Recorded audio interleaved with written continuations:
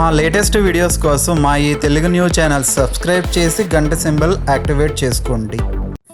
అమావాస్య అనేది ఒక శూన్యతిథి.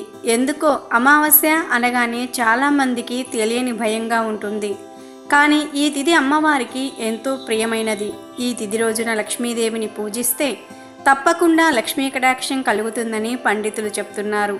అయితే అమావాస్య రోజున కొన్ని పనులు చేయటం వలన ఇంట్లో లక్ష్మీదేవి వెళ్ళిపోయి తన అక్క అయిన జ్యేష్ఠాదేవి ఇంట్లో తిష్ట వేసుకుని కూర్చుంటుందని, దానితో మీకు ఆర్థికంగా సమస్యలు, అనారోగ్యపరంగా బాధలు, అప్పుల సమస్యలు, ఇంట్లో గొడవలు, పిల్లలు చదువుల్లో వెనుకబడటం, ఇలా ఎన్ని రకాలుగా బాధ పెట్టాలో అన్ని రకాలుగా ఇబ్బందులకు గురి చేసి మీకు ఏమాత్రం ప్రశాంతత లేకుండా చేస్తుందని పండితులు చెప్తున్నారు.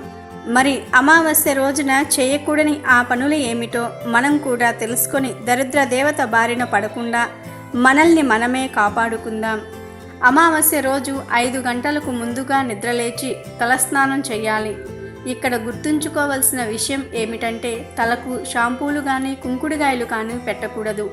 నీళ్లతో మాత్రమే తలస్నానం చేయాలి. మగవారు గడ్డం గీసుకోవటం, వెంట్రుకలు కత్తిరించుకోవటం, గోళ్లు తీయటం వంటి పనులు చేయకూడదు. గోళ్లు కత్తిరించుకోకూడదు. ఆఖరికి ఇంటిలో కూడా గోళ్లు కత్తిరించకూడదు. పొరపాటున గోరు కూడా రాలి కింద పడకూడదు.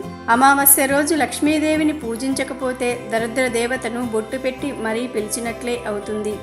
అమావాస్య రోజు కేవలం మధ్యాహ్న భోజనం చేసి రాత్రికి పలహారం మాత్రమే తీసుకోవాలి. రాత్రి భోజనం చేస్తే సకల అనారోగ్యాలు కలుగుతాయని శాస్త్రాలు చెప్తున్నాయి. అమావాస్య రోజు కొత్త బట్టలు ఎట్టి పరిస్థితుల్లోనూ వేసుకోకూడదు. అమావాస్య నాడు బట్టలకు బొట్టు పెట్టడం దరిద్రానికి కారణమవుతుంది.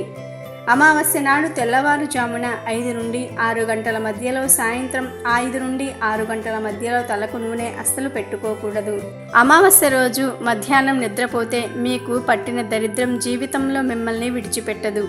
కావున మీరు కూడా అమావాస్య రోజున ఇప్పుడు మనం చెప్పుకున్న పనులలో ఏ ఒక్కటి చేసినా మీకు జీవితం మొత్తం దరిద్ర దేవత తోడుగా ఉంటుంది.